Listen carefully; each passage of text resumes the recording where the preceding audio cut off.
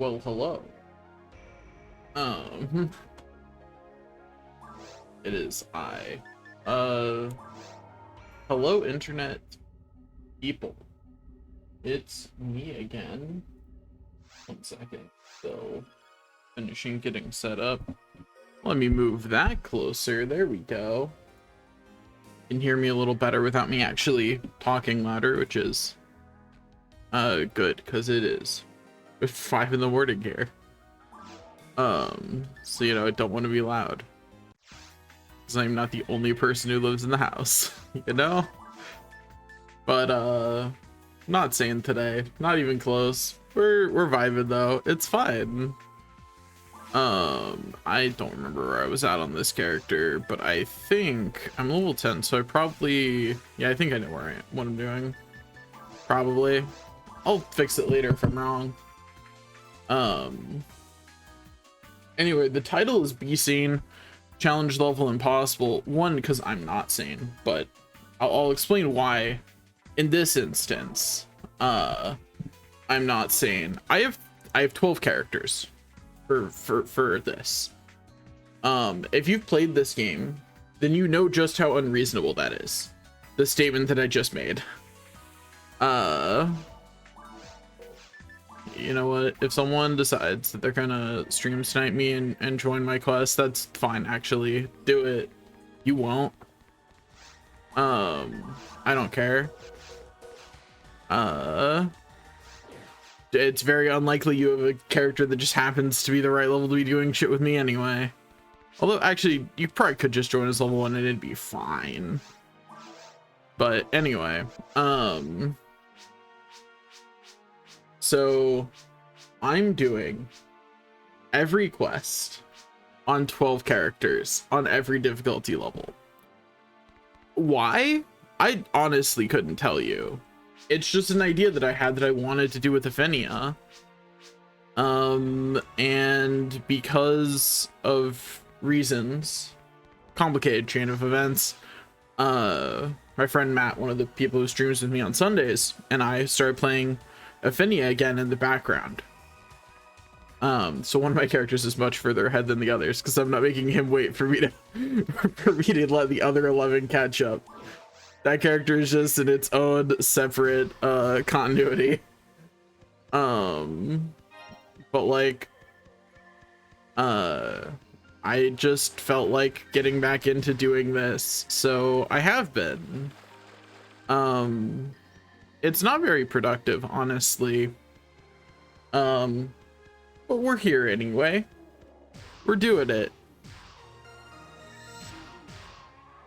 As you can tell, for some reason my voice is a little out of it today, but like it's fine. It's whatever.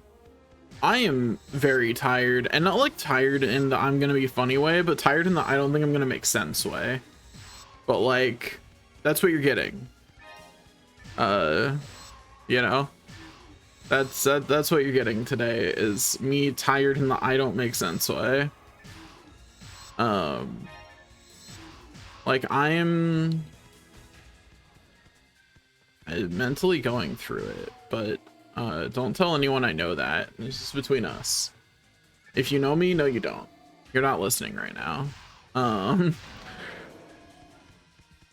don't know. I'm all over the place right now because like I was super excited when I got my current job, right? Because it was something that I could realistically see myself doing, and I knew it wasn't going to last forever. It's data annotation for AI. But it's the first job I've ever held that I was like, I could do this and not get burnt out. And like actually work enough to live and not hit the point of burnout that I've hit before, where my brain just goes, so what if we die? Who cares? Which is, not a healthy point to be at, and also not very conducive for survival, or happiness, or like anything really. And so I was super happy to get this job and actually feel like I could do it, and I can do it. The problem is there's no work. It's an independent contractor thing, which means I'm very reliant on on the company I'm contracting with to get work. You know, it'd be like if you're on like DoorDash and Uber Eats and things, and there's just no one ordering food for some reason, except, you know, a lot more unstable because food orders are relatively hey, try grinder, are relatively consistent. This is proving to be less consistent than I was hoping, and I'm not sure it's consistent enough for me to make up for it on the days that it's more consistent. So, you know, I've been rubber banding on that from going, yay, I won't one day be homeless and die in a ditch, to maybe I will actually. Because, like, I was always expecting data annotation to not be a long-term solution, right?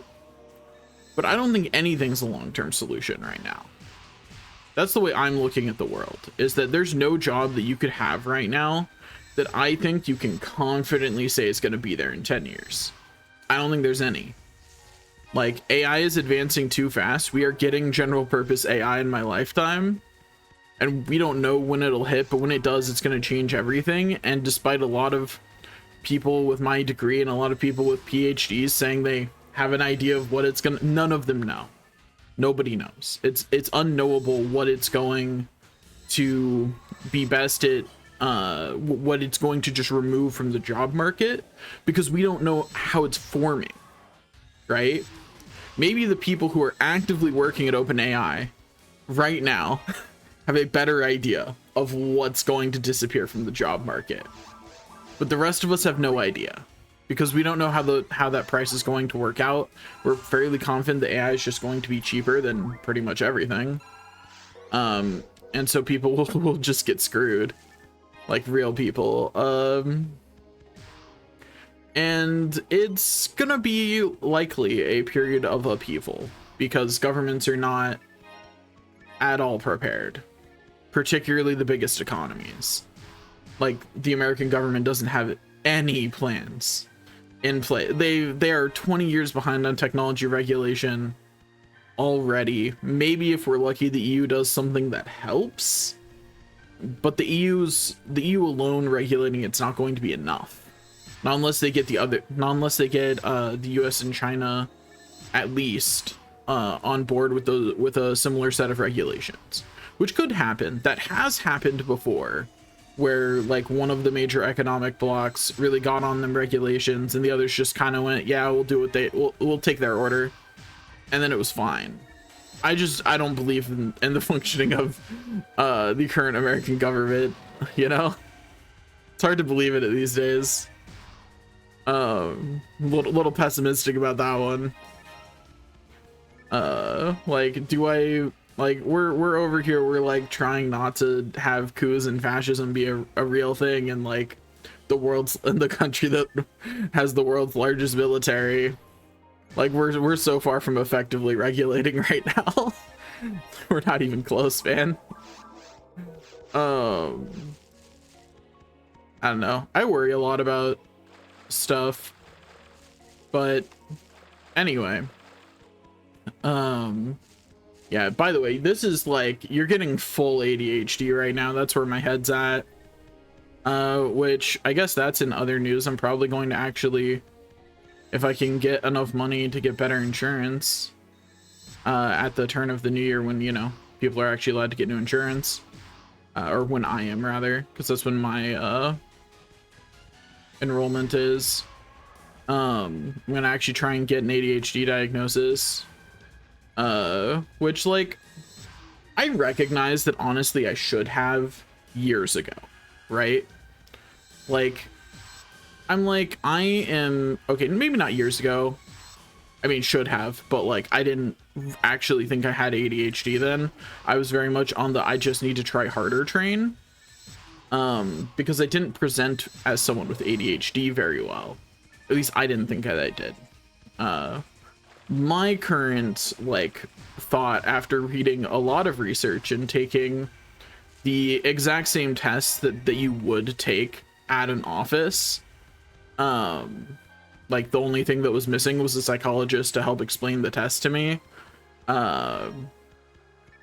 I'm fairly confident the answer is I'm very high masking ADHD and autism. And the reason it was never caught was because the ADHD and autism, the way I suffer from ADHD and autism, they're in a constant battle all the time that you can only feel in my head. And because so much of the way we talk about, I went down there.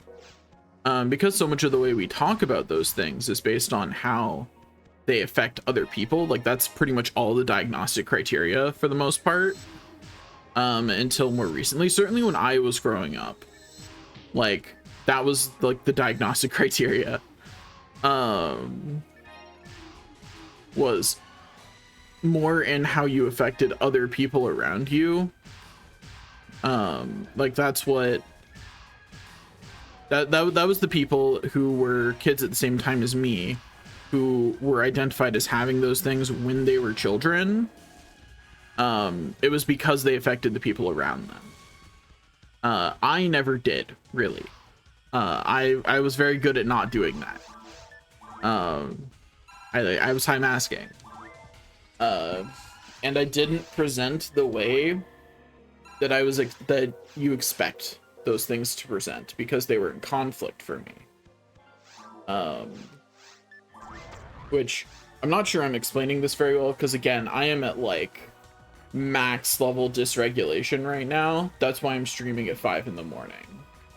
Like I'm streaming because I couldn't sleep and I couldn't bear to not do something. And the reason I'm streaming is because I needed to just talk. Like this is me regulating myself right now. This is how I'm achieving regulation. That's why I'm running in circles instead of going to the shops like I meant to. Is because this is currently how I'm achieving regulation. Is this right here, which is less than ideal, but like whatever, we're getting there. Yeah, we're just gonna keep talking, and at some point maybe it'll make sense. I don't know, maybe I'm making more sense than I think I am, because like my head's really like internally really scattered right now, so nothing makes sense to me right now. Like that's why I'm playing this game, because I could play this game in my sleep, you know. Like there's nothing new, there's no new information here for me unless it's how to play forces properly. But you don't have to play forces properly to play at this level of the game. Anyway, so you know what, fuck it, that old train of thought's gone. We're rocking with the how to play forces in this game. You do some wild stuff in this game. This is actually something I really miss about a lot of older games, is there's a lot of emergent gameplay in this that didn't get removed. This game had 3 versions, right?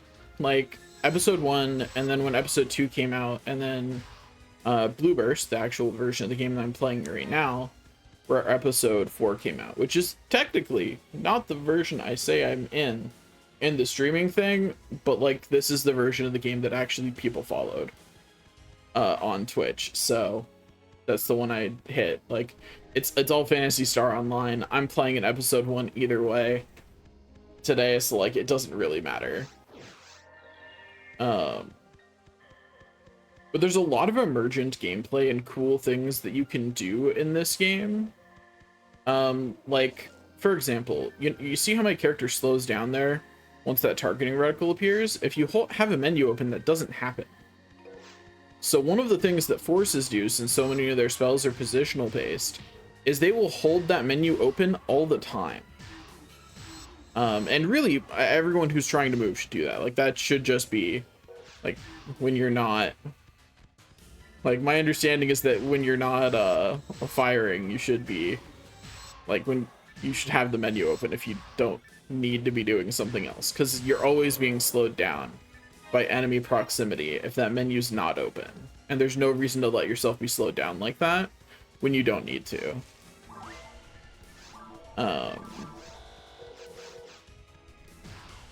But yeah, so what forces will do is instead of using any of the other ways to cast spells, which I'm actually pissed about because I grew up playing this game on controller.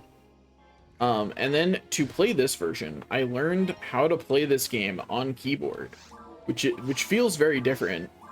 The muscle memory, I did not have the muscle memory for it. I figured it out, and then I actually looked up a guide to playing Force at high levels, and it went, you don't need to play this on keyboard. The reason I thought you did is because like Forces have like a million spells. Can't see them on this character because I'm a robot. I don't, what's magic? Yeah, I'm a cast. Don't get magic. But like, a Force has enough spells that you'll have the buttons on the right there, all the buttons at the bottom, and then this set of all the buttons at the bottom and the buttons at the right filled, and you'll still be like, but I could use a few more. Like I still have items I could put on the other slots in case I needed them. But you just use this menu. Casket traps instead, but this is where actual things for Forces would go.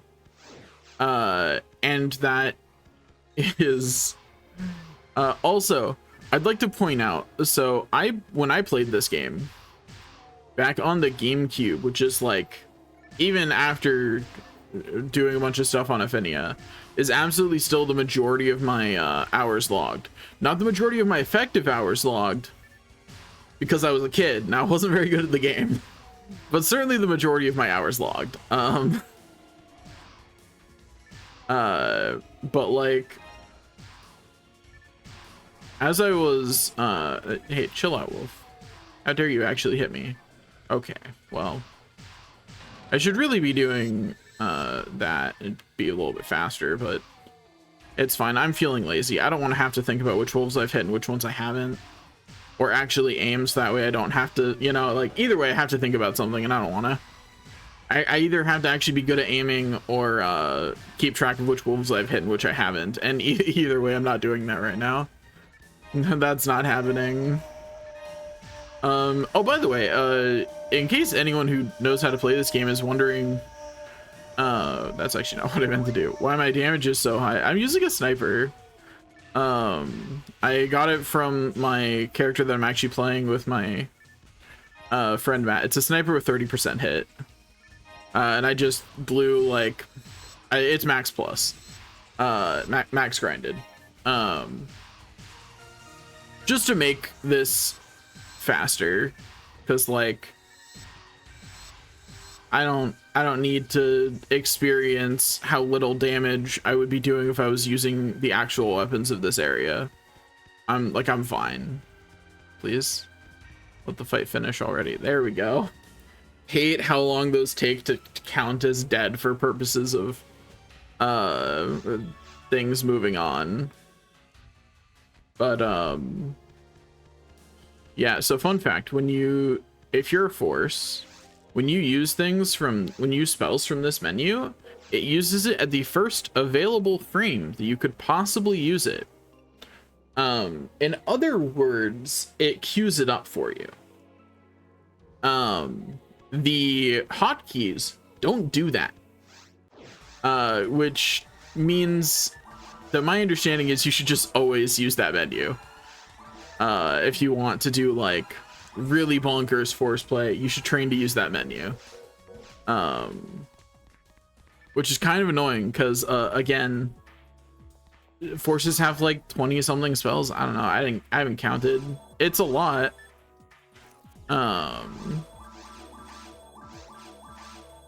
But yeah, I've been on my oh, I forgot to put the tri grinder back. I should do that. Don't want to accidentally sell that at some point. So I've been using frames with I've been using things with 3 or more slots, and it's been a great time. Just blast through the early portions of the game, really have enough defense to blast through caves too, with little to no problem, especially since something that I can do and probably should do at this point. No. Had to switch to the shared bank.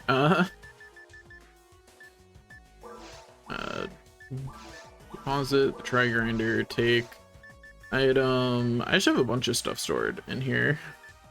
Doesn't all make sense to be stored, but I do have a bunch of stuff. Take the general body. I have too many scape dolls, but my inventory is not full yet, so like I can still hold more. It's like, it's fine.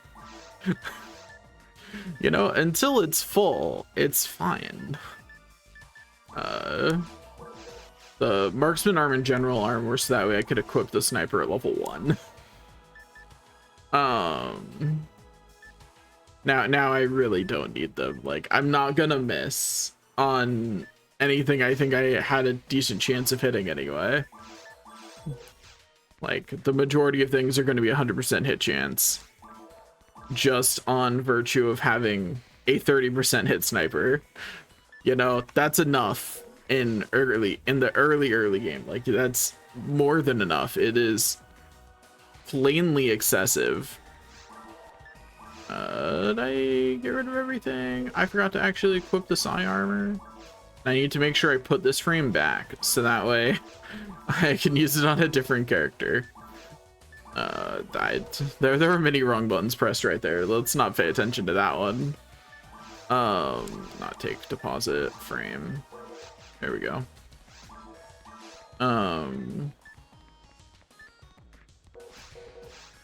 Yeah, but I'm all over the place and scatterbrained. I am, this is complete word flow. This is working to regulate me though. I am much less dysregulated than I was 25 minutes ago when I started talking to stream. So like, it worked, you know, like it was functional, like the goal. No idea how long I'm going to stream. It could be like just a few minutes. It could be like another 5 hours. Who knows? Probably at least however long this next quest takes, though, since I'm already in the instance to do it. You know, at least that long. They're doing an event right now, and I really do wish that I had a character who was high enough level to participate. But I think only the ultimate clears count. Which makes me a direct detriment. I'm pretty, like, I don't even have any characters who can enter ultimate autophilia. Yeah, blah blah blah. And could I have had a character that could have participated? Yes, but that would require I not do the extra insane part of what I'm doing.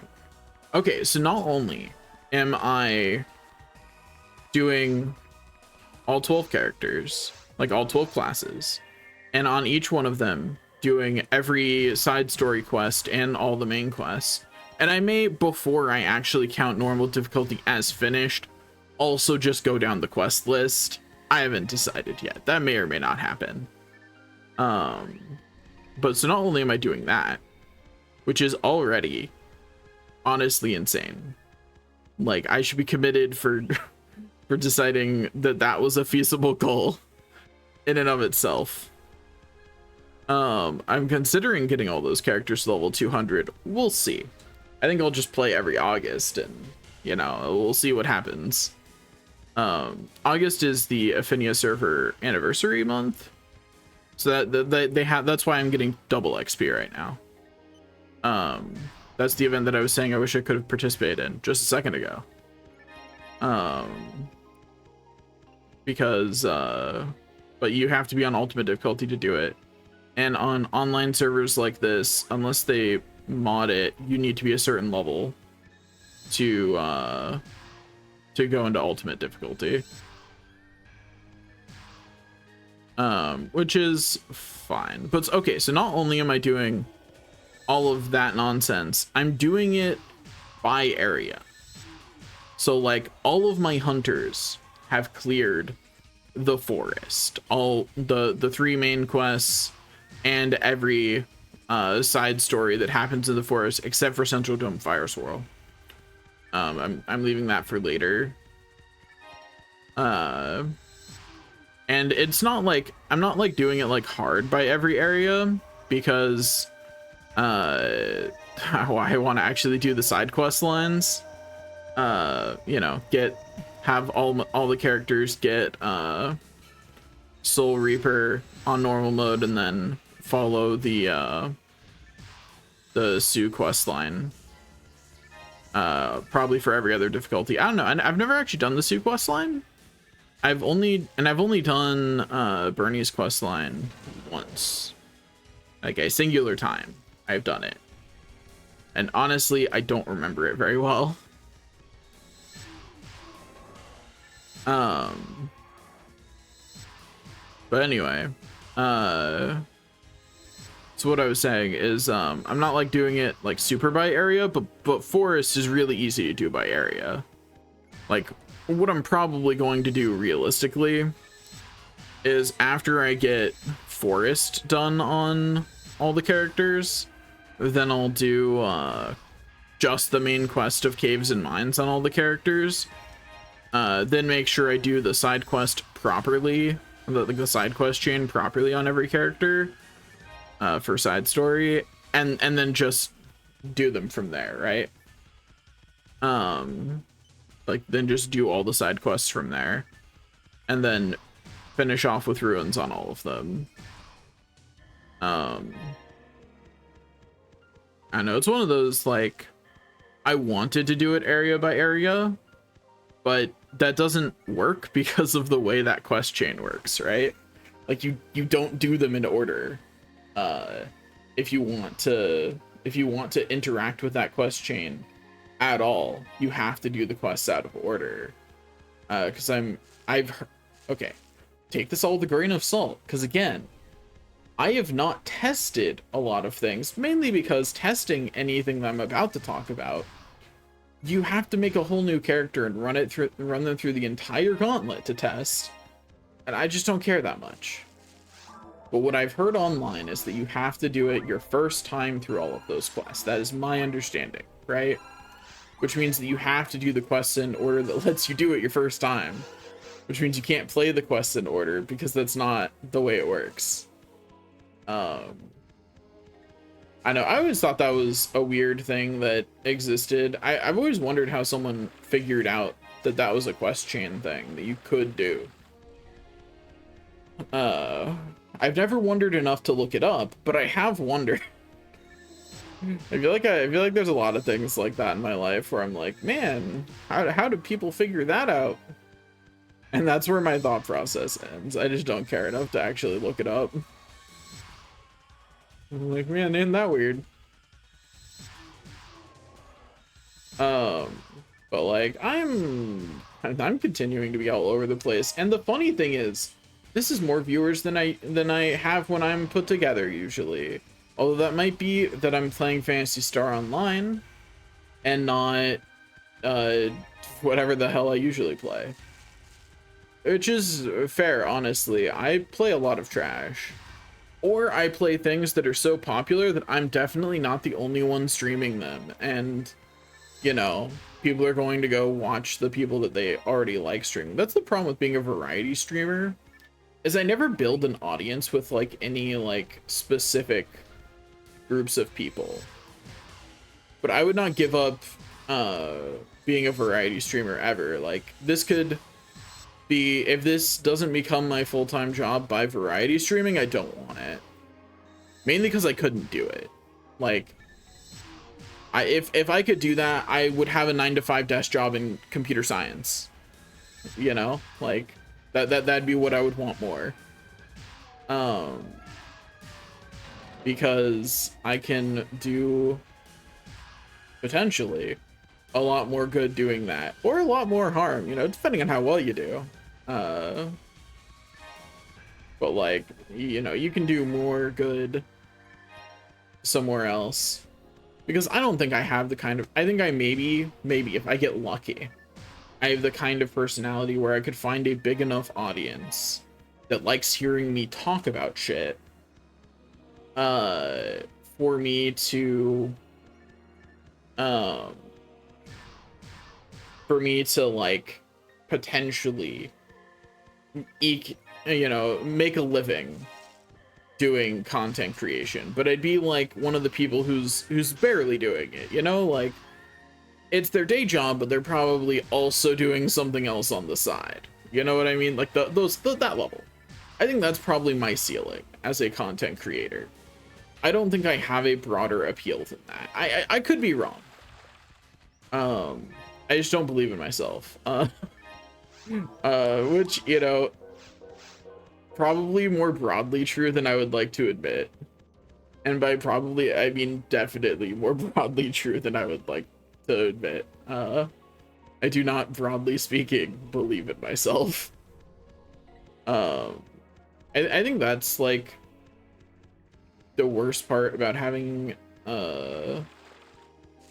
about being pretty sure I have ADHD and it not being diagnosed as a kid. By the way, I completely forgot to actually finish that thought. I'm going to try and get diagnosed and actually try Adderall.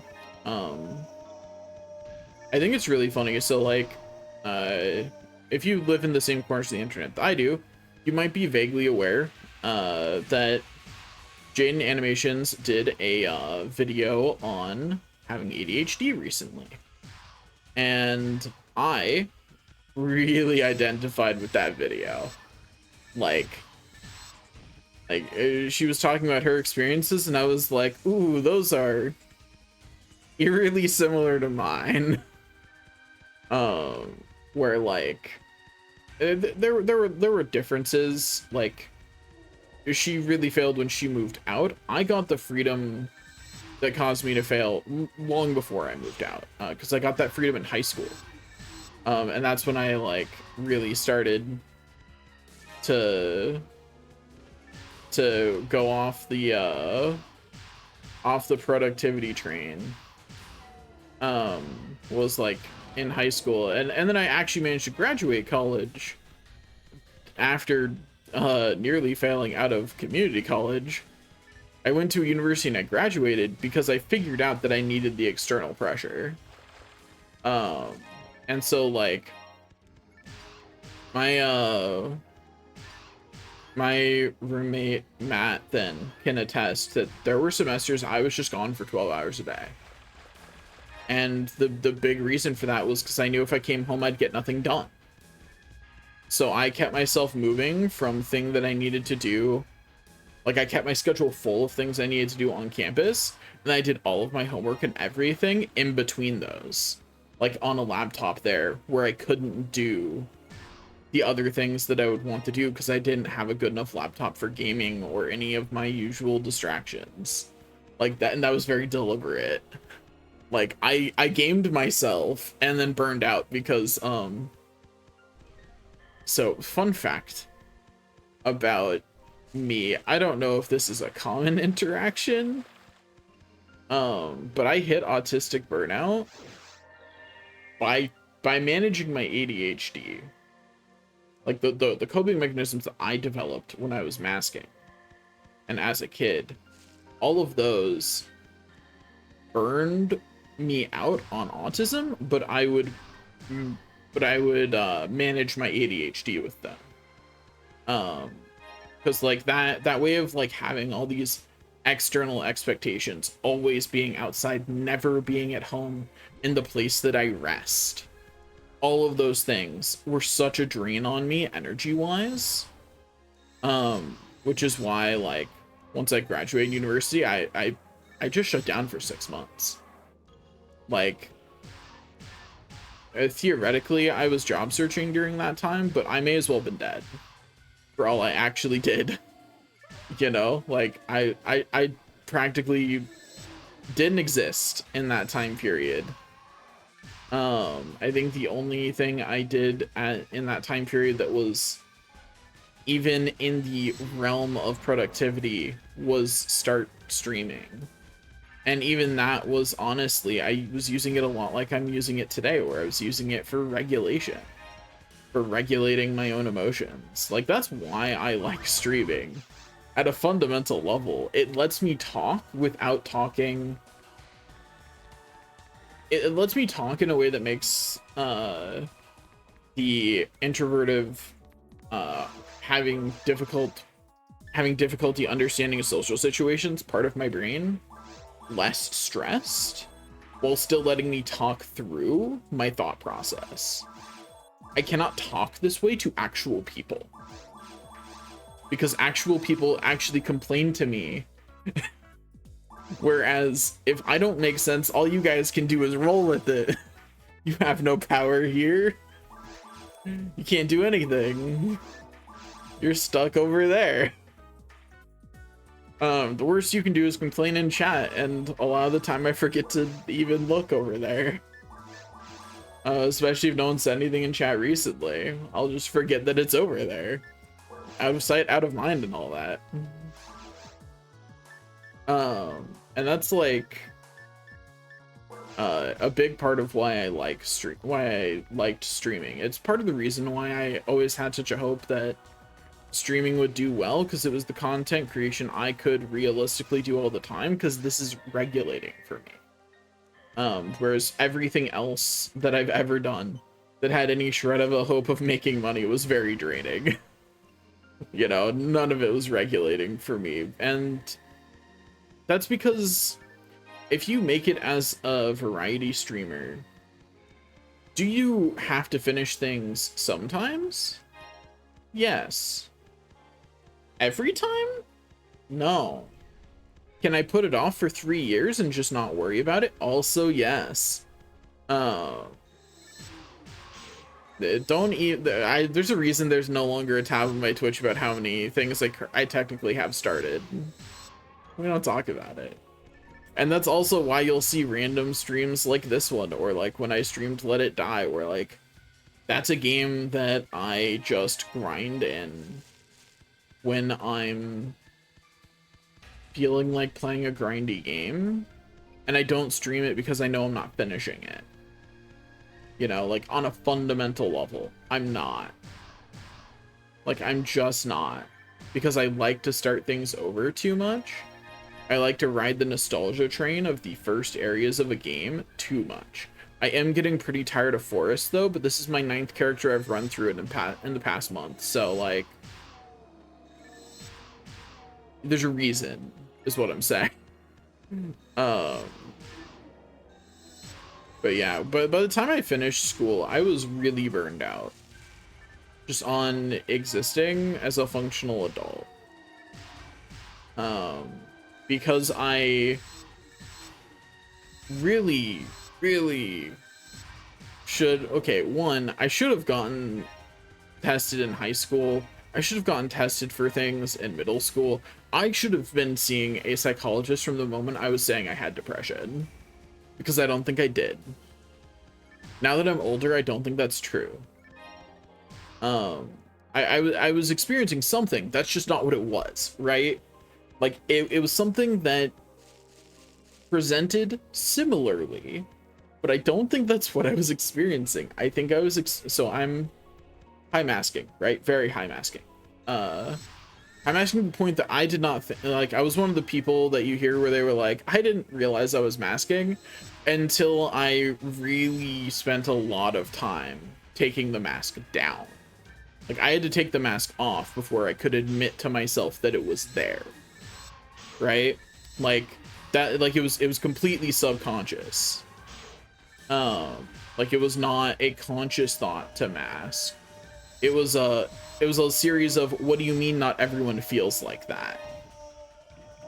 Kind of deal, right? Like, that was the way that it was for me.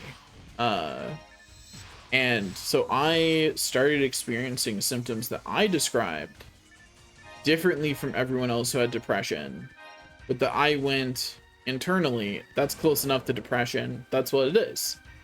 And no one ever really like disagreed with me on that. Probably because the most trained person I ever talked with that about was a school counselor.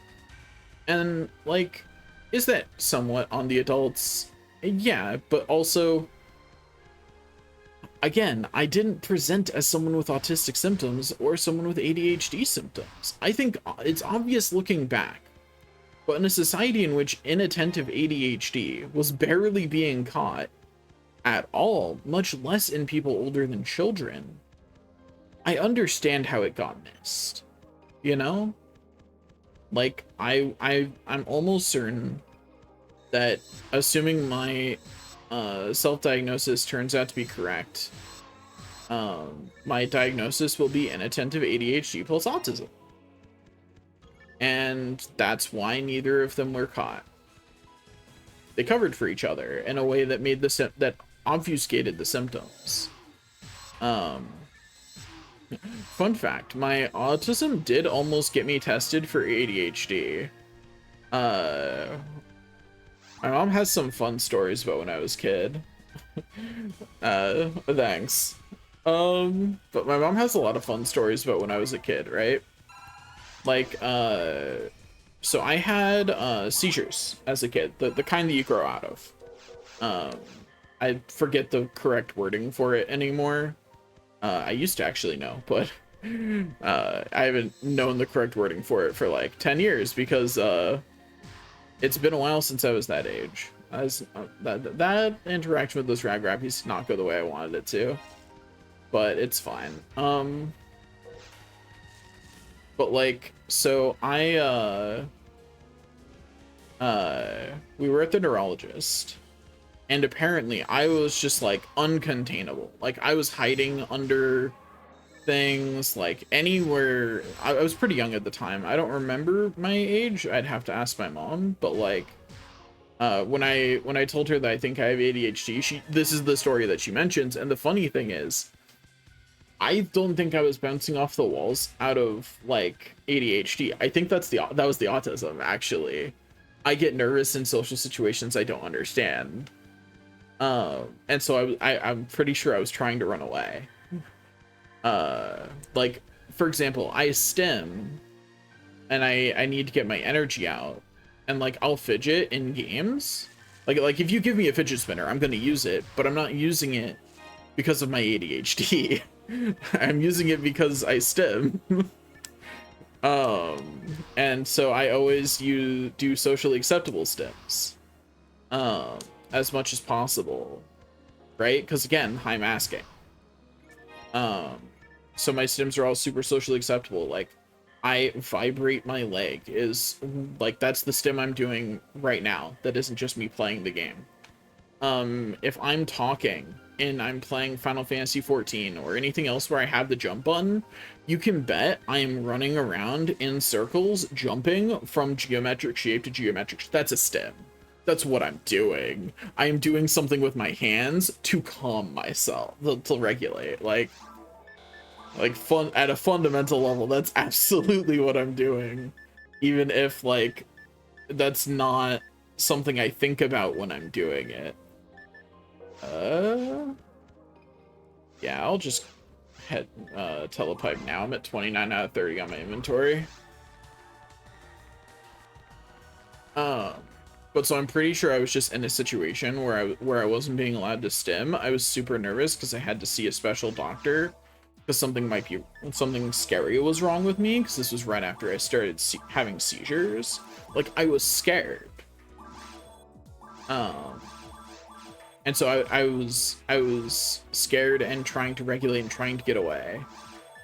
And it was not ADHD that was at work in that moment.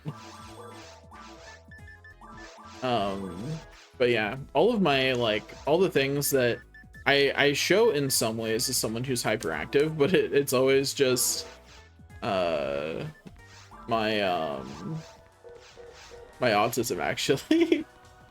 That's what I like when I say like those, having both of those sucks, because then you have to like really dissect why you do different things. It sucks. That's actually part of the reason I want to actually see a psychologist after okay, two reasons I actually want to see a professional after working through all of the tests myself and doing way more reading than I ever should have on psychology for the last couple of years. Like the reason I want that professional opinion is one, because I'm really hoping Adderall will help. Like, I am drowning out here, and I'm really hoping Adderall is gonna help with one half of it. Because, like, life would be so much easier if I was mostly dealing with one set of symptoms, not two. But you know, who knows, right? Like, Adderall really works for some people and it really doesn't for others, and there's not really, like, it works for more people than it doesn't, right? And my understanding is that there's not really a good way to know if it's gonna work for you until you try. Especially, I was talking earlier about Jaden's recent, Jaden Animation's recent ADHD video. And I didn't know the instant release Adderall was like a thing. So that made me feel better about it too, because like, I now understand that this feeling is relatively common, but I have always, part of the reason I never saw like a psychologist as a kid when I thought I had just depression and it wasn't anything else. Part of the reason I didn't want to see a psychologist is because I was worried that they would prescribe me medicine that made me feel like not me. You know, like that was definitely an underlying fear there, and why I didn't advocate for myself to do that even in college. Like, I distinctly remember conversations I had with friends. By the way, this should have been the first clue. I have so few friends who are neurotypical, and the ones I do have, I think they just don't have the diagnosis yet. I don't believe that they're, you know what I mean? Like, are you though? Like, are you actually? But that aside, something that I think is really easy to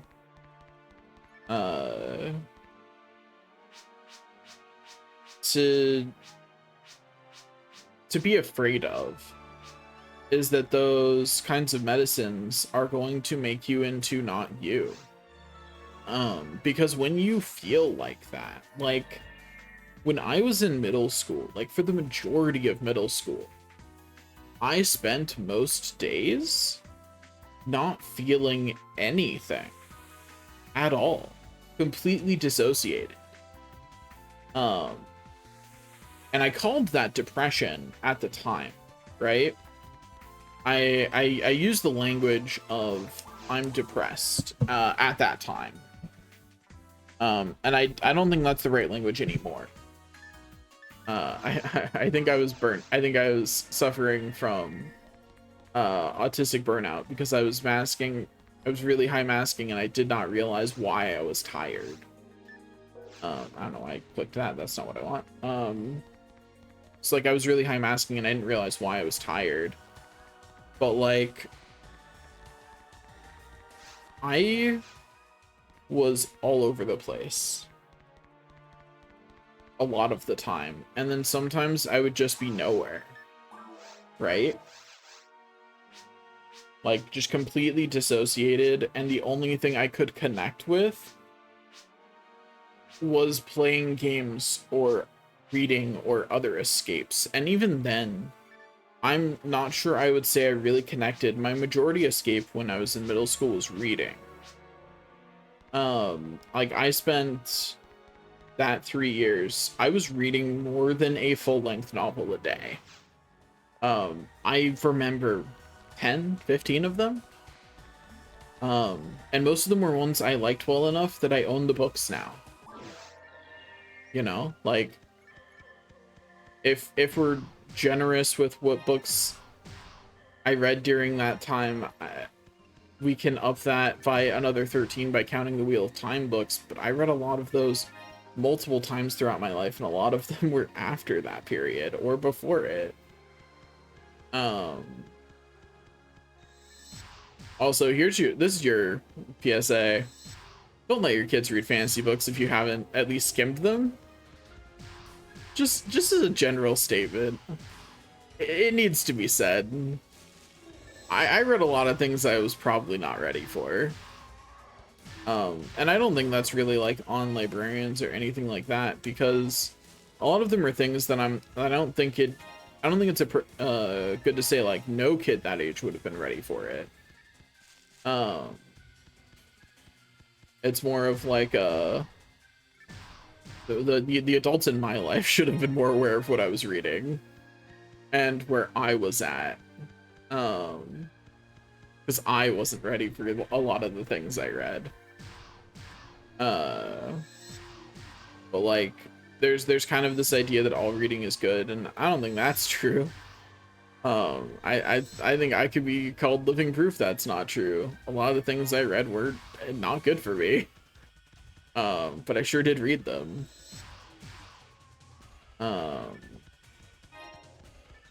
Yeah. Yeah, I remember like bits and pieces of like a lot of different books and a lot of different things. But like maybe like an actual like accurate memory of the plot, I think we're down to like 30 at most books over both middle school and high school. And like I said, for the entirety of middle school, I was reading more than one book a day. Like, I would regularly go to the library and check out 30 books. Maybe not 30. I think I was going to the library too often for that. But I was like, my library card records were more than 30 books a month. I think I was going to the library maybe like once a week, so divide that by 4 would have been the trips. Like it was a lot. It was more than like I was like like that was my full dissociation mode, was I'm gonna go read. Like I was still playing games and doing school at the time. Here's another fun fact on why nothing got caught.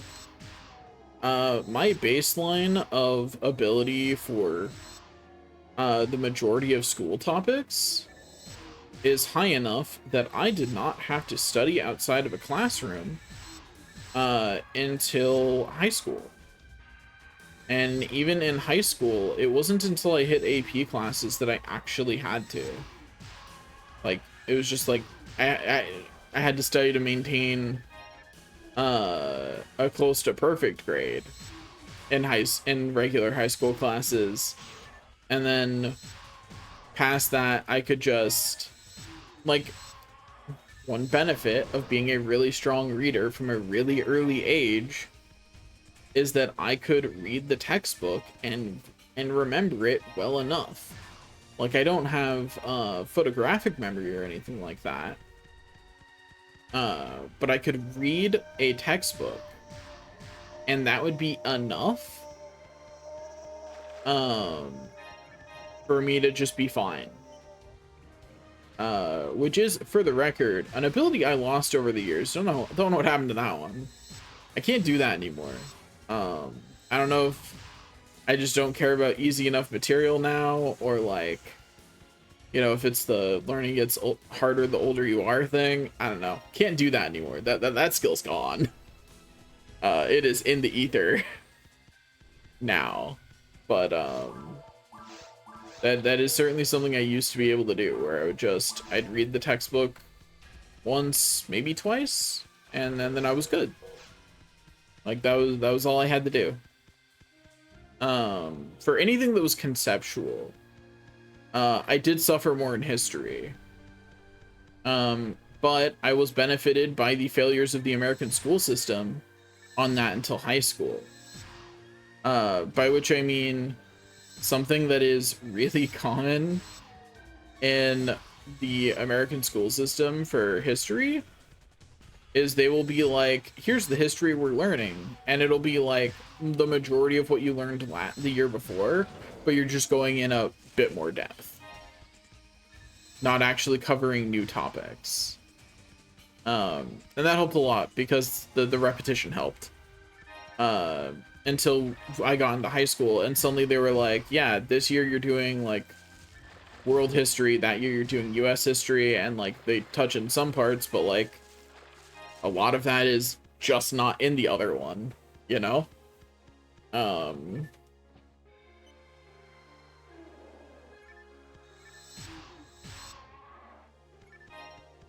Also, I think it's funny. I just realized I commented on the first try grinder I found, but not the second one. The second one just wasn't as important. It wasn't the first try grinder of the day, you know? And also, that wasn't recent. That was 15 minutes ago. And I just realized I didn't comment on it. I'm doing great right now. It's fine. We're great. We're vibing. Everything is great.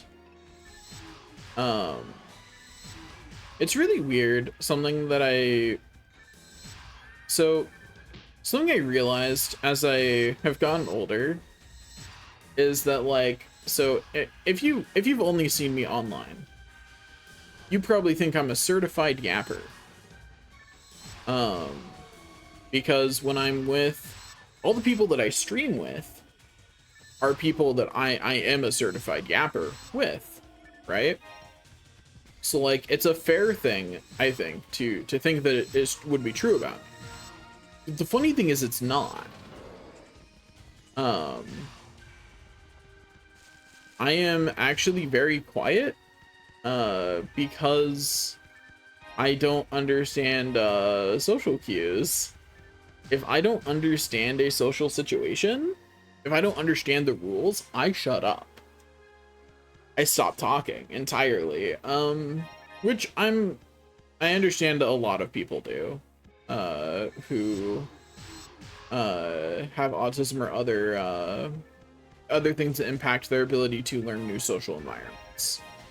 Like that's a common response. And the funny thing is, that's not something I learned myself. If that makes sense. I'm not sure that does. Let me explain.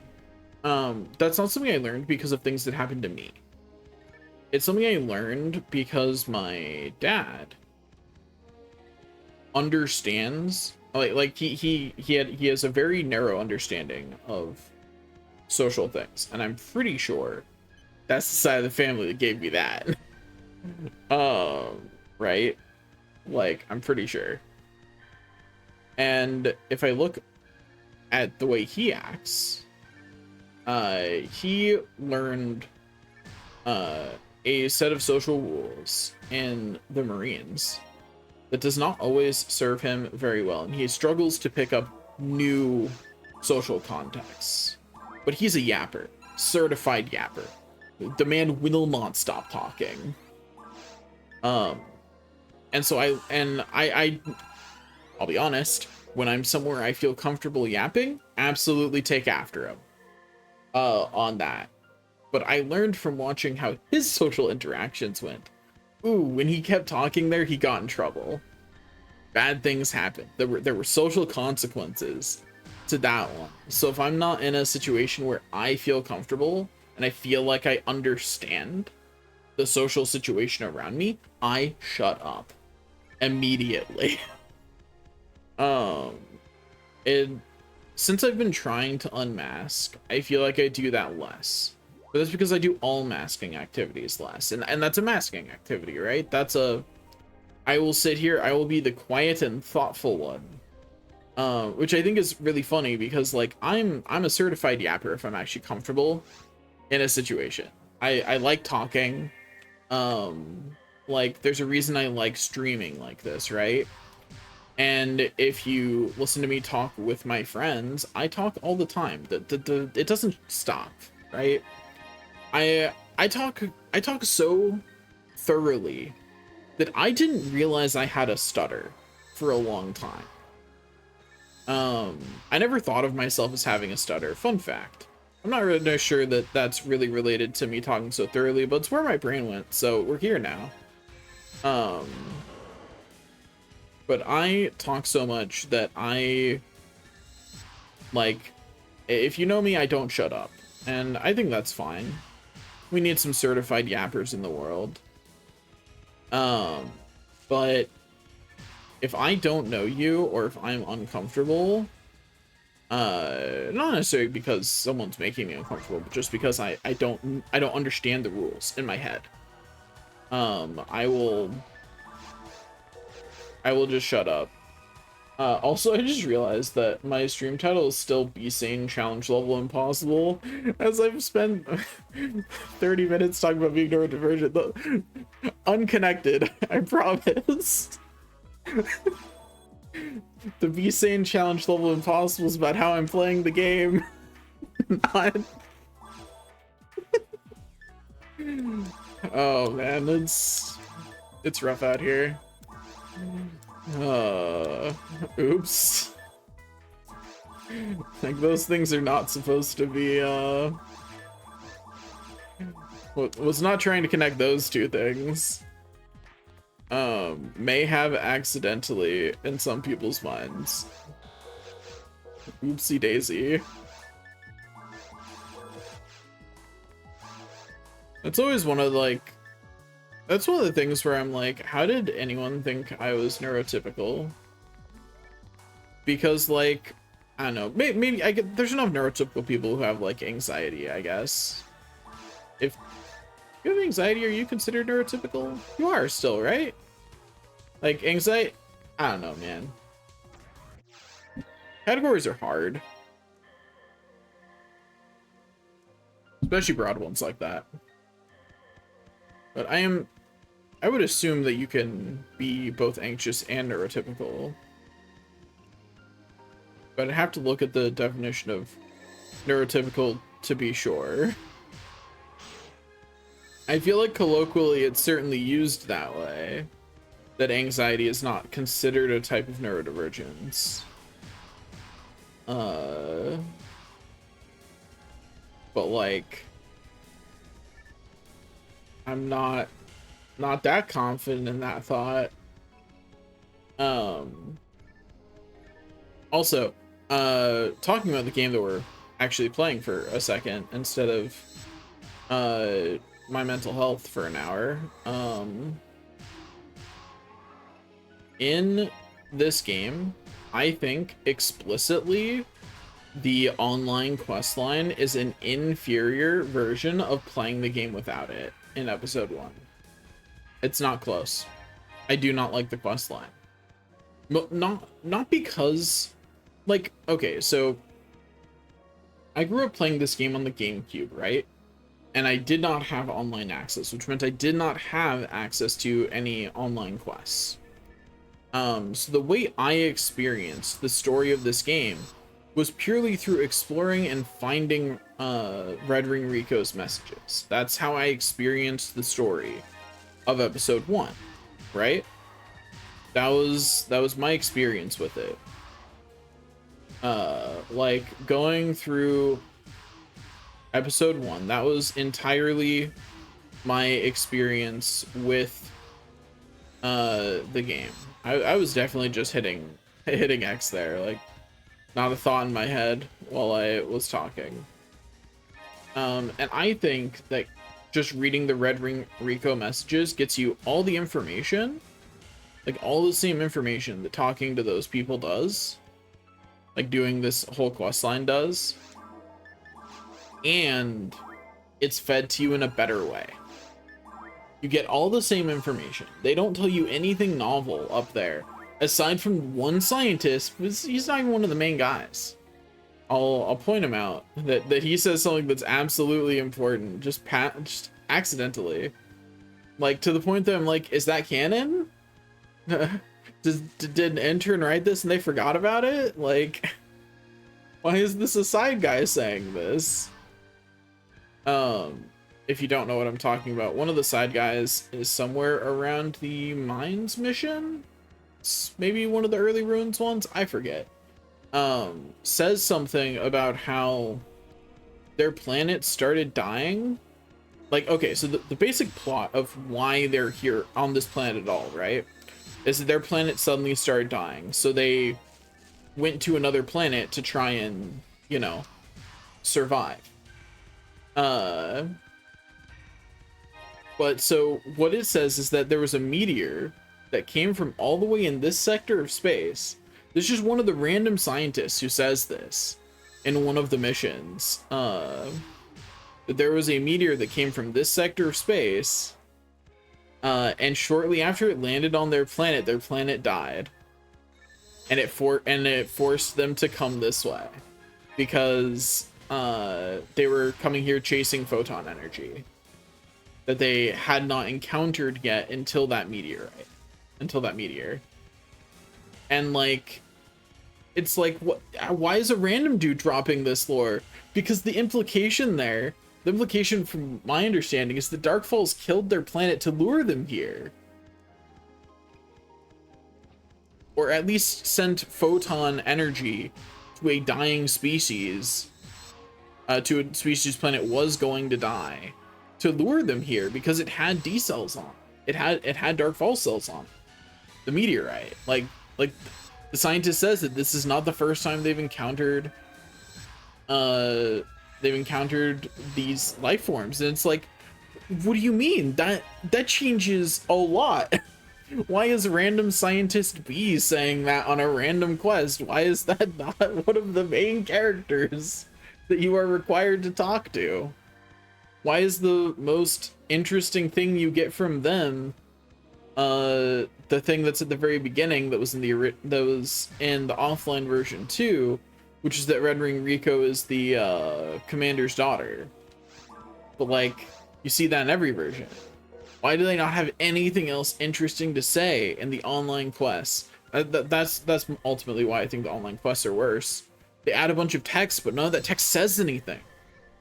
Like, you could skip it all, read the Red Ring Rico messages, and get the story. Like, and not have lost anything. Like, it's fine, I think, if they were like, yeah, we've got to make sure that you still get the gist from these messages, because offline mode needed to still get the story too. But like, online mode, aside from that one scientist who just says that one time, which is like, I was flabbergasted when I read that dialogue. I was like, this feels like critical information I would like to hear more about. Why do you bring this up one time in side dialogue?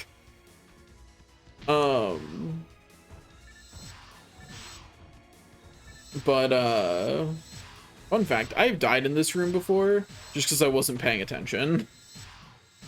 It has absolutely happened. One of the things that I do, I think the thing that I do most often while I'm play, oh hey, another scape doll, I'll add it to the collection. But like, one of the things that I think oh, lost that thought. It's gone. Okay, that train of thought is gone. We're launching a new one. And the new one is going to be going back to the topic of the side missions don't add anything. I do hold a slightly different opinion for episode 2, but I also have a less strong memory of episode 2 on the GameCube. So I may just not remember what is there without doing online missions and what you need to do online missions for. Oh, hello.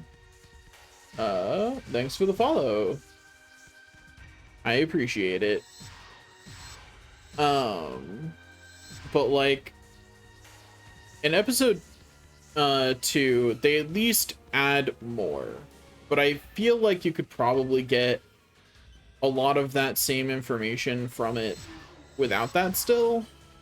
But episode 1, the online missions add literally nothing in terms of like understanding the main plot of episode 1. They don't add any detail. I would have loved if they didn't just waste the commander as a character, like Aphenia. Like, let the commander as a character actually talk more about his daughter, because he doesn't, or something. Like, let any of the characters do something other than just tell you, oh, you can go do this thing.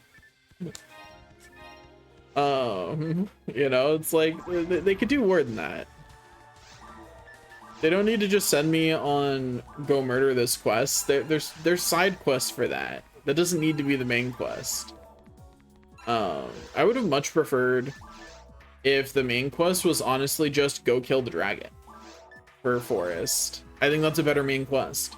I think it's a better main quest. Just be like, there's some, like, just the third one. So Phantasy Star Universe. So I played a little bit of of Phantasy Star Universe base game, but not when it came out. I played Ambitions of the Illuminous first, and only found out after buying Ambitions of the Illuminous as a kid, because I didn't hear about Phantasy Star Universe base game. So I didn't know that there was a Phantasy Star Universe until after I'd played like the opening of Phantasy Star Universe Ambitions of the Illuminous, and I went, who are all these people? Why are they acting like I should know what's going on? I have never actually finished Phantasy Star Universe though. I have played so fun fact, I own Phantasy Star Universe, I own Ambitions of the Illuminous. Oh, that's good to know. My friend Matt and I have been playing through just the story missions of this since neither of us has ever played episode 4. So we just finished episode 2. And I was talking to him like maybe I was gonna go see if there was servers for that. That's good to know. Thank you for the information. I will remember that. Because I will in fact actually use that. That information will be helpful to me. So I've played I feel like I always have like such weird lists of what games I've played in series. They never make sense. Like I've played Phantasy Star 1 all the way through. I've played Phantasy Star 2 halfway through. I've played online episode 1 and 2 all the way through normal mode, and then as a kid I made it it was somewhere at the beginning of very hard in episode 1-ish, somewhere in that range. I wasn't super good at this game as a kid, and part of the reason for that is what's my level out of CM? Me going, what is CM? What does that stand for?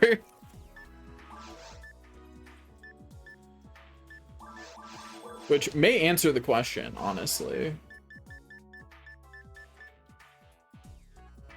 Oh, I'm not in challenge mode right now. That's not what I mean by challenge. I'm doing something more insane than challenge mode. I have 12 characters. That's why the challenge is keeping my sanity, and it's not possible. I have 12 characters, and I am doing all of the side story quests and all of the main quests on all of them on every difficulty eventually. We'll see how far I actually get. I have a tendency to be like, see No Gear run is a perfectly sensible run because that's an am I good enough at the game run. That makes sense. This is a do I have it in me to grind, or to not grind, actually you shouldn't need to grind. Solo only, no, because one of those characters I'm playing with my friend. That's the character that's furthest ahead though, because I'm not making him wait for me to do this shit. That'd be rude. Like I'm not looking to play with other people, but like I don't really care.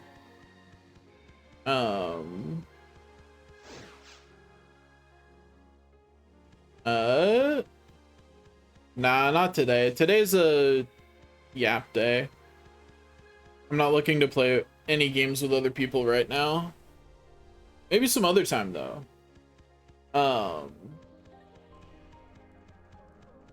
But Uh,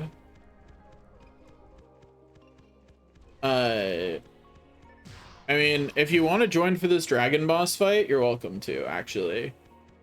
Because that's what I'm about to do. It's just the dragon boss fight. It's Fodra Block 2. I should put this in the chat. Me saying I'm gonna put it in the chat right as I trigger a switch that actually spawns enemies. You'd think on the 9th time pressing that switch in recent memory, I would have been like, why am I doing this? Right as I say I'm gonna put something in chat. So Fodra Block 2, party group is Mar, password is Quer, QWER.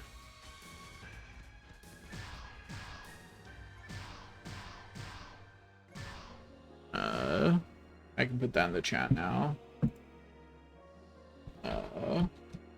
Fodra Block 2, Mar, Quer. Yeah.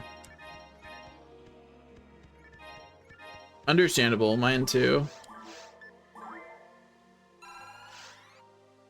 After the dragon boss fight, this character is done with the forest, and I'm moving on to a character. I'm moving on to forces. This is the last ranger. And I'm moving on to getting all the forests, all the forces through forest. And I start with the single player quests, so I probably won't be streaming long enough to get back to anything multiplayer.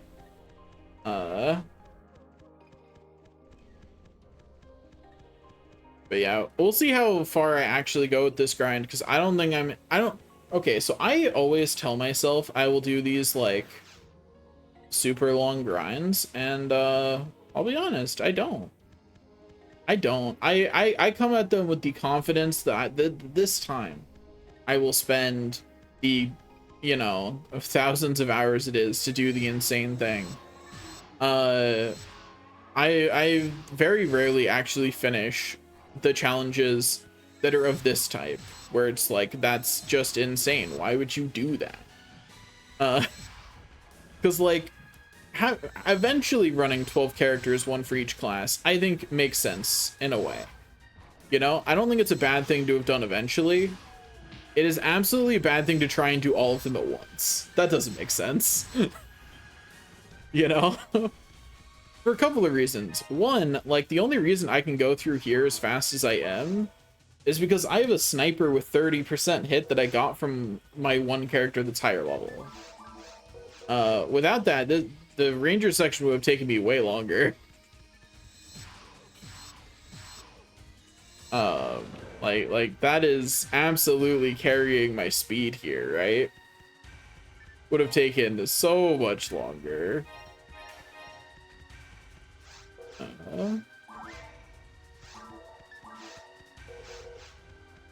To Philip pipe.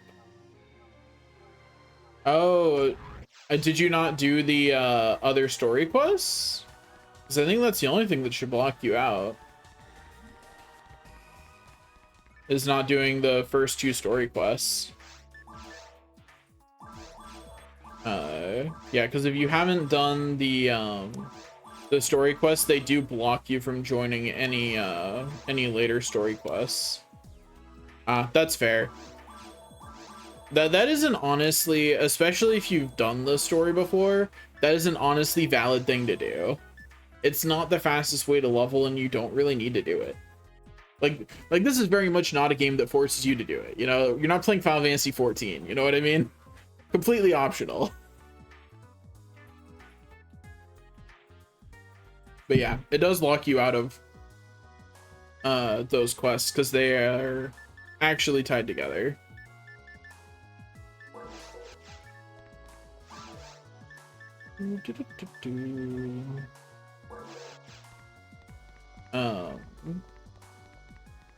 That's honestly understandable. Like, that is Probably. Like, I think that's the way most people play the game. You know what I mean? I feel like I'm probably in the minority over here for actually carrying. Console I wanted to buy. You can still watch those. I take down the dragon with funny speed because for reference, you're not even supposed to have a rifle yet. You're not supposed to have a weapon that gives you 200 ATP. That's not supposed to be in your hands in the forest. You know what I mean? Like, it's not supposed to be here. I've had that in my hands since level 1 on all these characters. It's great. Completely unnecessary, but it's a good time. Like, even the auto gun's more than 100 lower. I just used the sniper as my easy way to get through forest on all of the rangers. Because it was the only thing I had that had hit on it that was ranger specific. Actually that's not true. I have an assault that has hit on it, but that's beside the point. Assaults are great if things actually need more to kill, but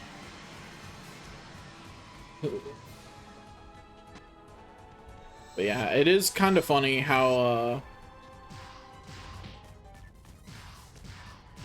I will absolutely just let myself get hit because I'm too lazy to fight it better though. Why dodge when you could just heal? You know what I mean?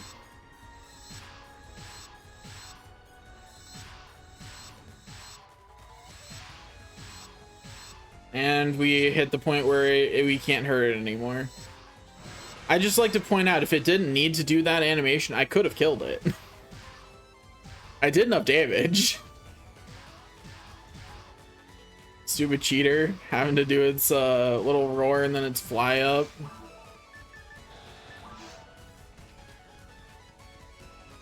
This is not where I want to be. It's fine though. Dragon's bad. On Dragon dumb.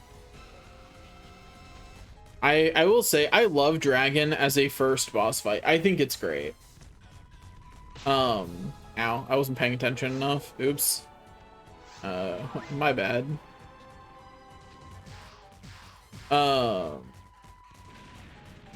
But like, I love Dragon as a first boss fight. I think it's a great set piece.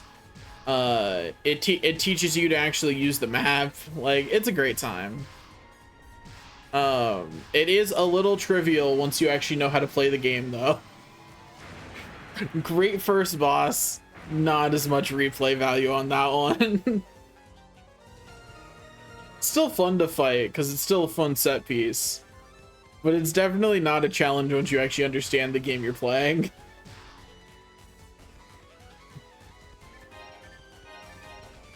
Like, once you've played this game enough to know that slots are king, by the time you get to the dragon, you've gotten enough slots that you can just kill it. Like, unless you're doing a challenge run. Like, in normal play of the game, you can have at least one slot, which means that you can have at least one warrior body on, and it's not going to do enough damage to be that big of a threat. I have 2 general bodies on, but that's because I think it's funny to just not get hurt. One day I'm actually going to memorize where all the boxes are in this room and not have to just run around the perimeter. But like, I'm not even sure they spawn the same spot, actually. I'm not confident saying that they do. But that's because I never pay attention to where they are, so. But yeah, I think all the bosses in episode 1 are really good. And I think most of the bosses in episode 2 are pretty good too. I'm not a fan of Griffin. Of the Griffith, whatever. The flying thing, that a lot of that fight is just, it's over there and you can't get to it. It's not a good fight. Not good fight design. Especially for the poor hunters who just don't have a grip. Like, if you're a Q cast, that fight is ass. Even as a ranger, I wouldn't call the fight fun. It's just not as bad.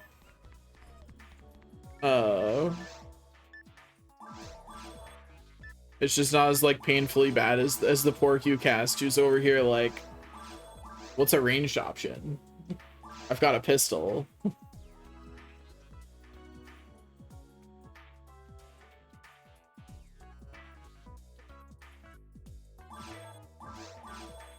Yeah. I really wish this game hated forces a little bit less, especially episode 2. On the one hand, I get it. If you play a force to like their maximum capability, it is pretty funny. It is pretty funny what you can do in a bonkers way. So like the game does have to kind of hate them a bit. But man, if you are a casual playing a force in this game hates you. Especially like the entirety of episode 2 is just like be poor. I still have it out for that stupid plant in episode 2 that can drain your TP to 0. Why does it exist? I know the feeling. I play forces a lot too.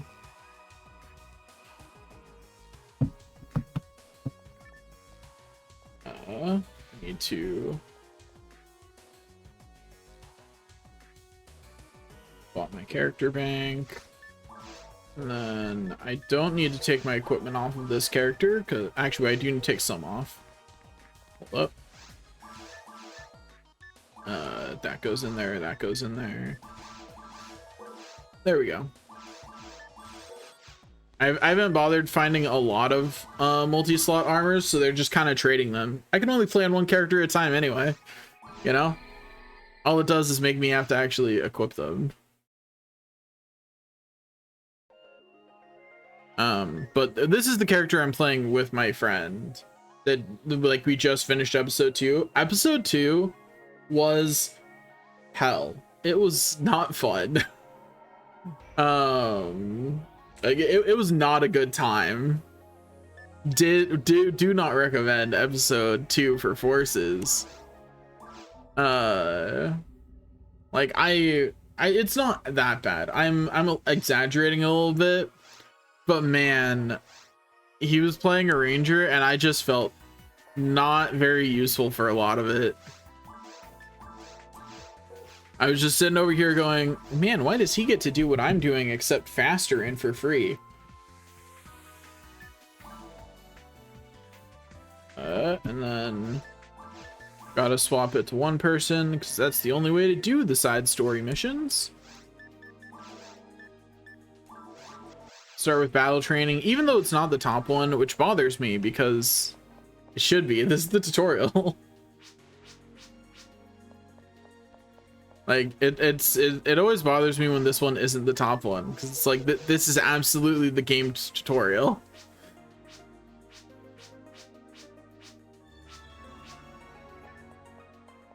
Okay, so let me go over here. Why I had forgotten the Fomar walk animation. What is this? What is going on with them hands? Anyway, shortcut. I always register bank as a shortcut on characters because I have that set to a button that I can just press. Theoretically, hello bank. Did I not properly set as whoops. There we go. Start hitting circle 1 item too early. Give me that 3-slot frame. I wish I had something better than a night power, but that'll have to do, I guess. Actually, wait, do I have anything in here?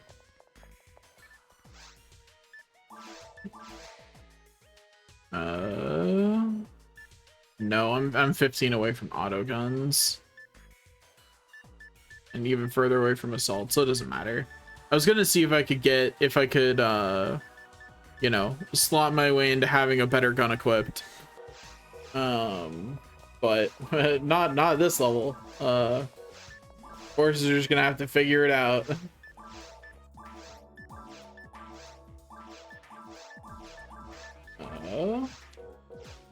I need to actually look at my thing that I have open for maxing out.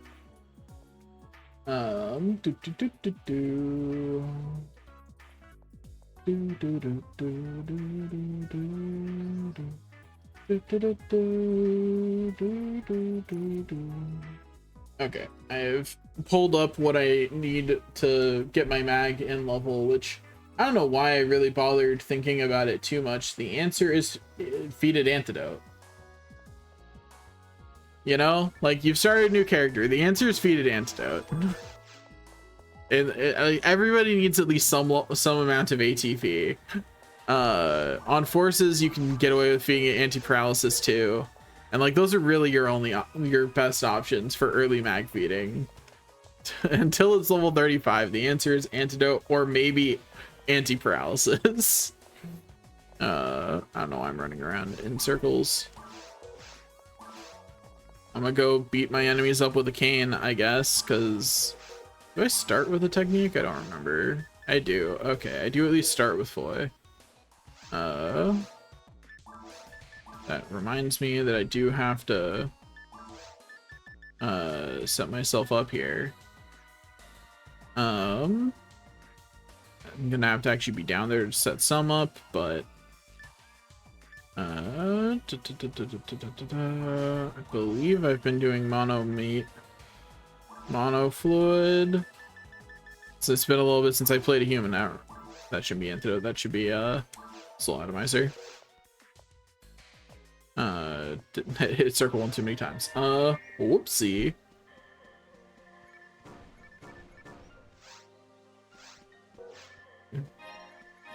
Not gonna order my spells yet until I have the majority of them.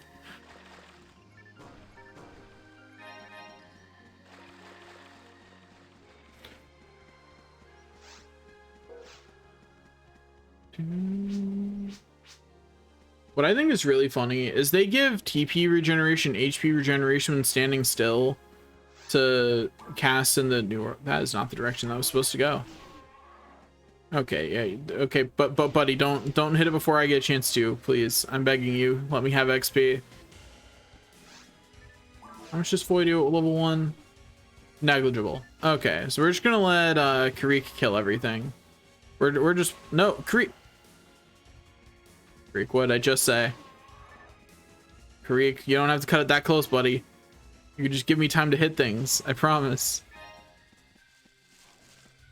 Playing a force with Karik is pain. This is really just a battle to get XP.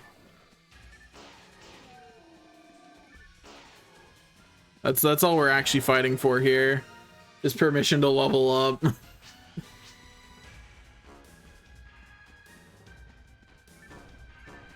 Which I will say, I think Karik is a really awesome way to start.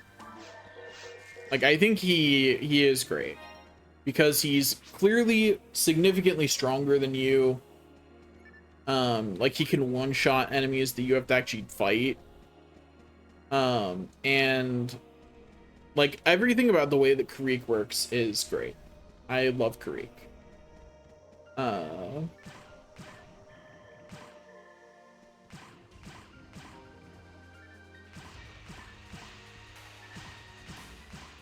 Now that I have a gun, I can at least keep Karik from taking all of my XP. Okay, well. This is what life is like without the 30% hit, huh? I'd gotten used to it. I'm weak now. I'm too weak for life without 30% hit. It's rough out here, man. Life is hard when you don't have 30% hit. I'm absolutely gonna fail to get XP on something at some point because I miss it, and then Karek just is gonna murder it. It's gonna happen at least once. I mean, I'm just gonna let Karek kill everything, because while I could, it would take way too long. You know?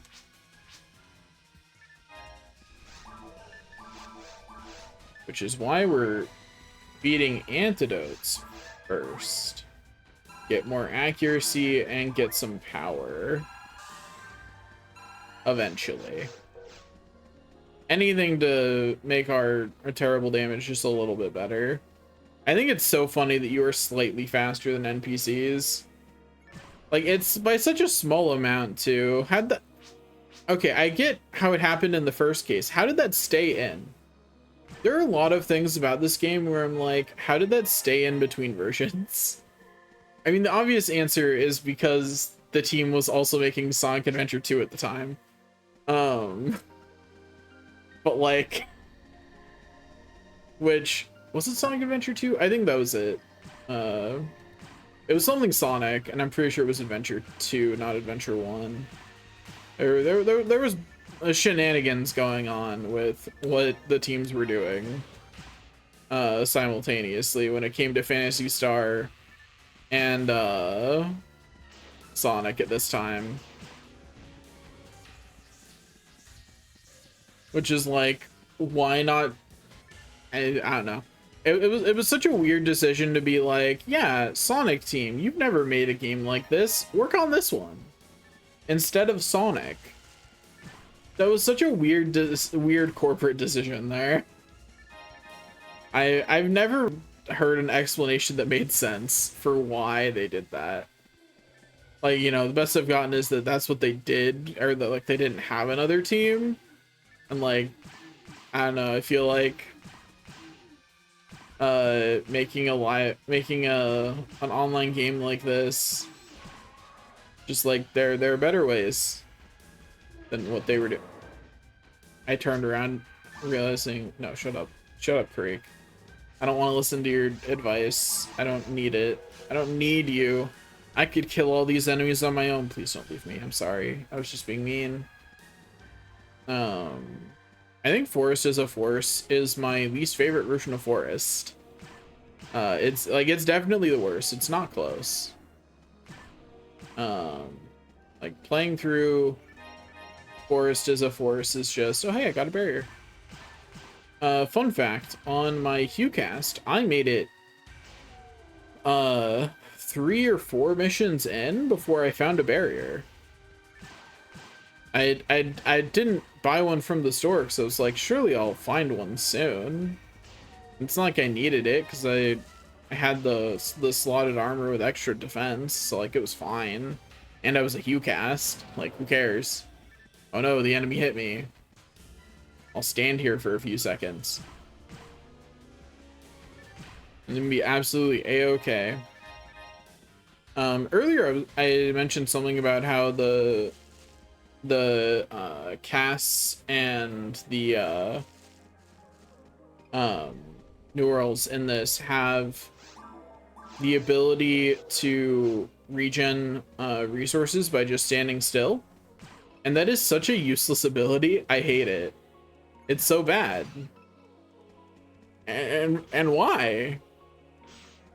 They could have just made it so that way they got, like, the problem is that it completely stops when you're moving. Just make it faster when you're standing still, but like let it still exist while you're moving. Because health, if you're low on health, you can't stop moving. Like that's a good way to die. You generally need your health to be refilling like immediately. Watching Karek get staggered out by one of those is pretty funny. Okay, let's tag that. Like if you need health restoration, you need health restoration now. And there's a better argument for the TP regen, but like it's like one every couple of seconds. That's not a regen that matters. Why is it here? Like, it feels like someone had the idea and they were like, but we don't want to make them too strong. And it's like that they didn't need the regen. The regen does nothing. Actually, the regen does do one thing. If you want to run a force without spending an arm and a leg on Trifluid, you can play one of the ones that regens and just AFK every 5 minutes. You know, play the game for 5 minutes. Don't play the game for 5 minutes. Go do something else for 5 minutes. I've done that before. I've played the game that way before. I don't recommend it, honestly. It wasn't very fun. But you can do it. Like it's definitely an option. I once again do not recommend it. It wasn't very fun. But if you have something else like right there to do, it's not that bad. You know, it's fine if you have something else that's right there to do, but yeah, the regens are negligible, and which is kind of sad because I really wish they weren't. I wish that like having a force option that actually regened an amount that mattered would be really nice, actually. I did terrible attacking there, but it's fine. Go off Karik. Get him. Out of practice on my tagging because I've gotten too used to playing versions of this game where tagging is irrelevant. Or just playing with playing growing up with my friend Matt, at some point we stopped really caring about tagging. Like at the point where we were in the hard to very hard range, we just weren't that worried about leveling up. So we just didn't. And I do mean we just didn't level up. But no, we shouldn't actually go out of our way to tag anything. Like we would just go entirely different directions. If you got hits on things, that was great. If you didn't, it was whatever. But we also just weren't very good at the game, so we were over leveled for how far we were anyway. Did I forget to equip a barrier after I found one? It did. Whoops. I'm glad I noticed before I sold the barrier. That would have been embarrassing.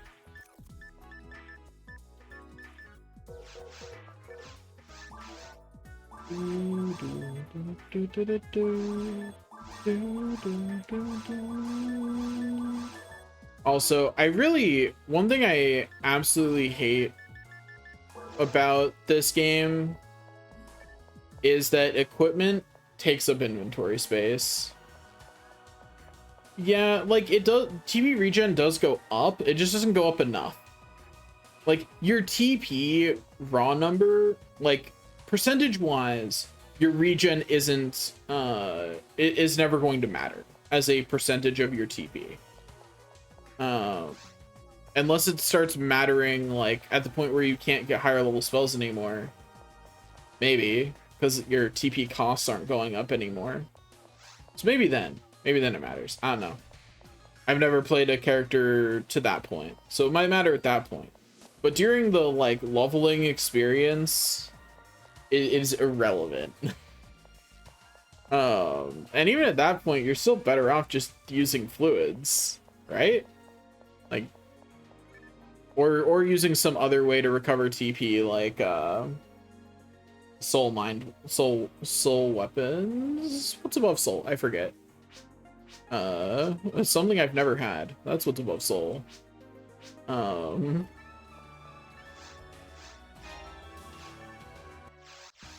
that's because I've never, even at the point where I have played the game. I think the furthest I've gotten this game, I could have gotten whatever's above soul.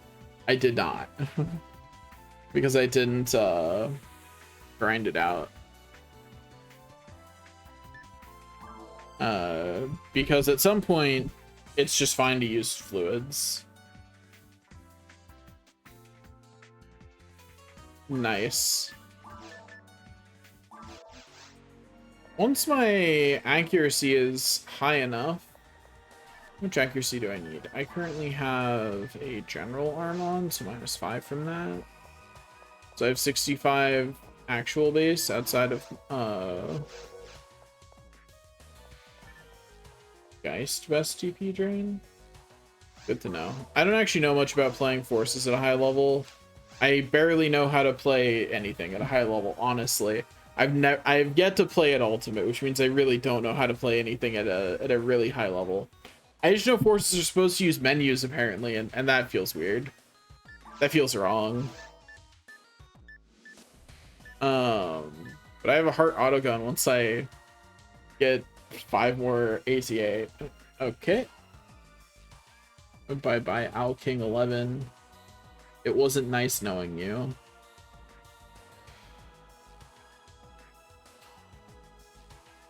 Just bye bye. But yeah, I have a heart autogun sitting here. Once I have enough accuracy to use it. If I had another general arm, I could swing it, but I don't think I do. Right? And I've not been playing on any characters that can get me it. Yeah, I only have Marksman. Oh, that's right! I forgot I saved some discs. So I'll learn some spells, actually. I forgot I did that for my poor little forces. I can at least heal myself. Like, it's something. I have to remember to actually be checking for spells now.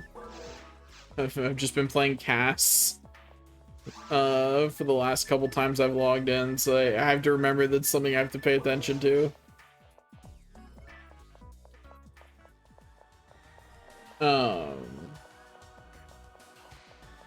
But anyway, I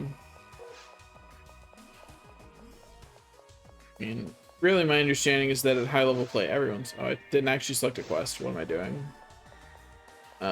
Being tired, honestly.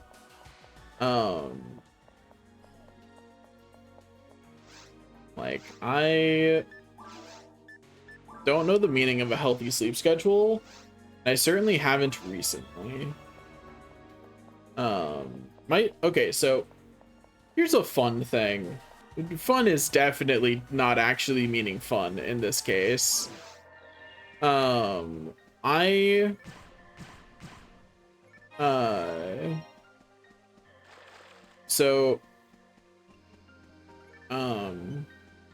completely lost my train of thought there for a second.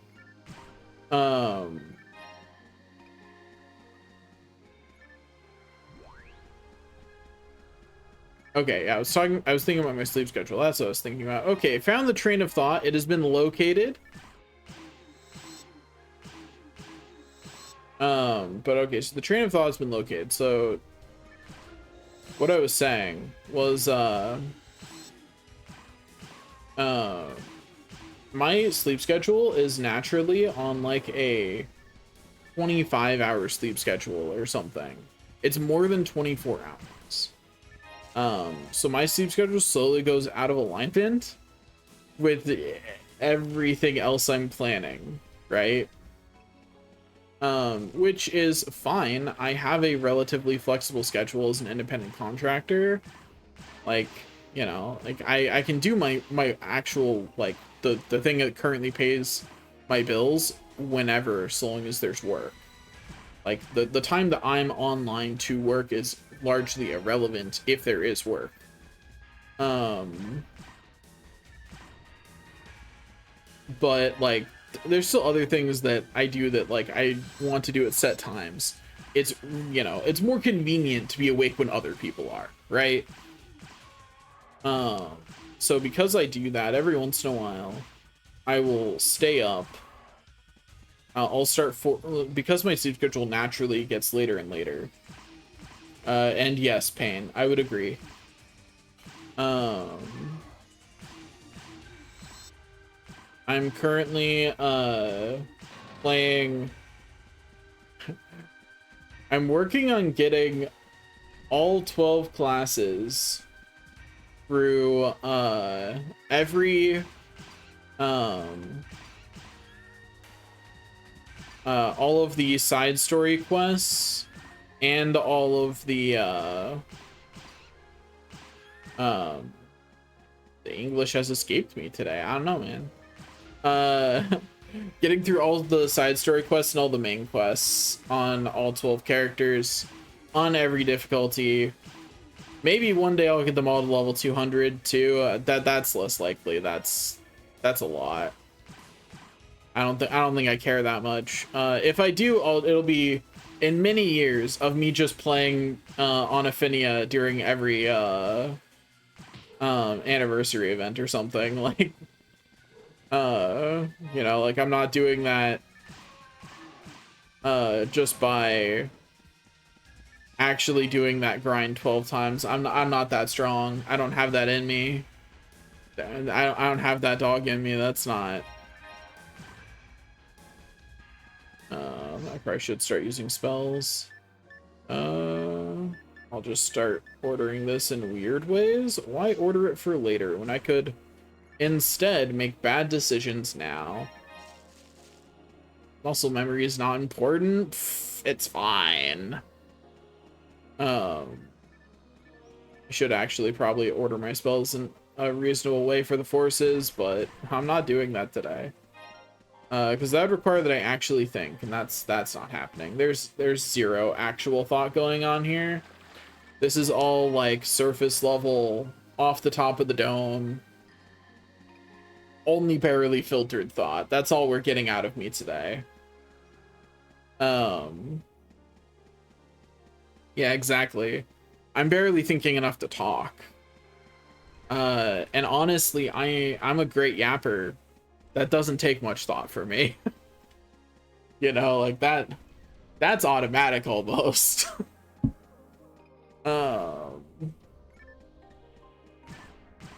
But I had another thought, but I have once again lost it. Oh well.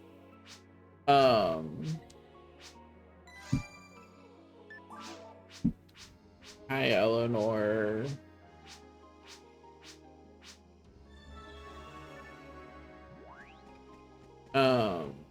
I do really think that it's kind of cool that they have interactions within the side quests. I think that's really cool.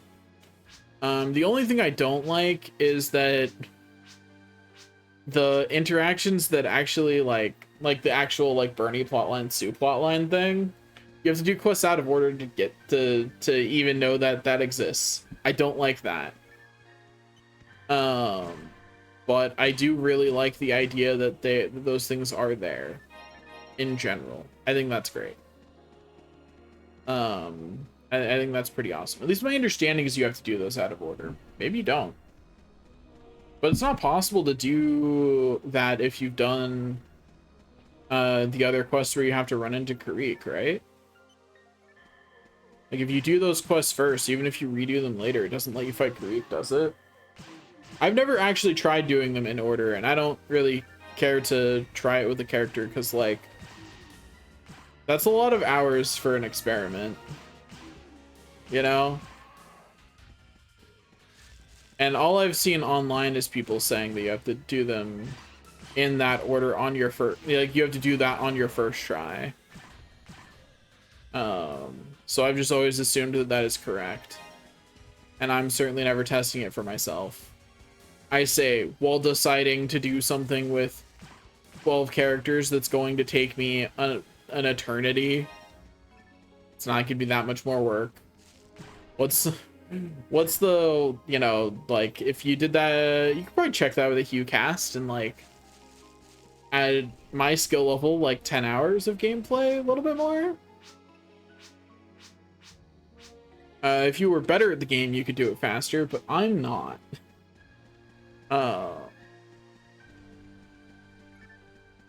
But I do really like the way Eleanor will appear in other quests and things like that. I think the side stories in this are pretty well done. I like them.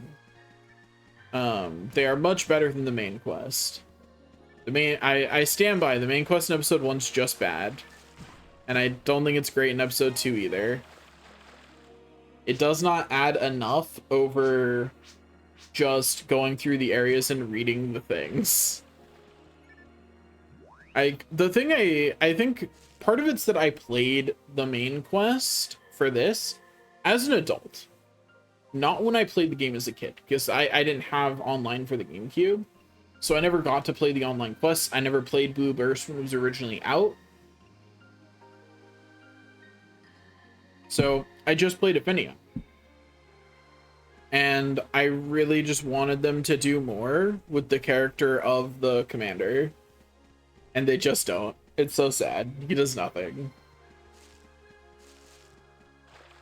I was going to point out which scientist it was that talks about the meteorite that just casually drops lore that's not said anywhere else. At least I don't think it's in any of Rico's messages or any of the other messages. Which is wild to me that like one of the scientists that stands by the commander on all of those missions, just in one of the random mines or ruins missions, just drops lore. Why is it him? I just realized that I definitely didn't feed my mag through that whole bit. This mag's gonna be a little under-leveled. It's fine. It'll get there eventually. You know what I mean? Like, it'll level up one day. And that'll be good enough.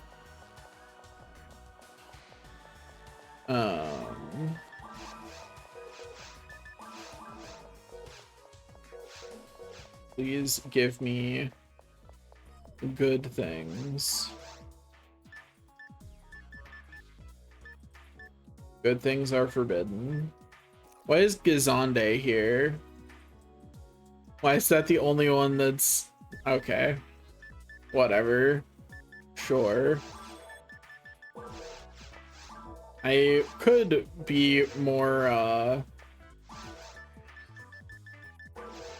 I could, like, be more efficient by, like, buying things ahead of time from the shop. I just don't care to. I'm also, like, definitely flagging on energy at this point. Because, honestly, what was running this stream was dysregulation. Was me needing to talk to be regulated. And I've hit the point of regulation, which means I'm hitting the point where I'm exhausted.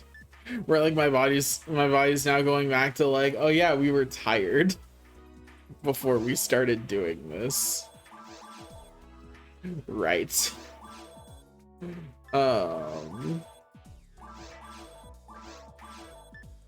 It's a hard day out here with no hit percentage. I don't even know why I'm checking the hit percentage on those. Like, they can't have hit percentage here. There's no point. It is a 0% chance for Forest. Only thing you need to check is the amount of slots the frames have, but I don't know, can you even get more than 3 slots on a frame from the Forest? Because I haven't yet, and I don't know if I'm just not been that lucky, but like, this is character number 10 that I'm running through here. You know, you'd think if it was possible or at all likely, I would have gotten it by now.